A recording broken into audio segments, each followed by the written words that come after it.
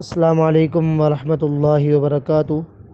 بعض لوگوں میں یہ بات گردش کر رہی ہے کہ نہار منہ پانی پینا صحت کے لیے مضر ہے۔ دراصل اس بات کی بنیاد چند ضعیف روایت ہیں۔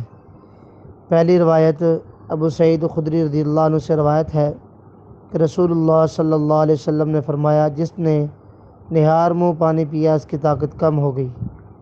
اس روایت کے حکم کے اندر علامہ البانی رحمہ اللہ نے اس کو السلسلۃ الضعیفہ کے اندر ضعیف قرار دیا ہے۔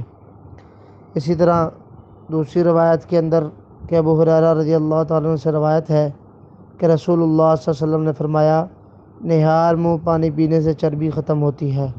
اس روایت کا حکم یہ ہے کہ یہ روایت ضعیف ہونے کی وجہ سے ہی الکافل فی ضعاف الرجال میں درج کی گئی۔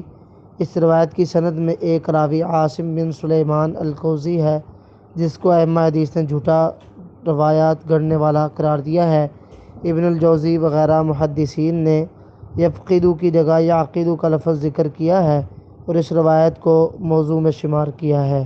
مذکورہ روایات کا حال جان لینے کے بعد ہم کہہ سکتے ہیں کہ نہار منہ پانی پینے کے متعلق رسول اللہ صلی اللہ علیہ وسلم کی طرف سے کوئی حدیث ثابت نہیں ہے۔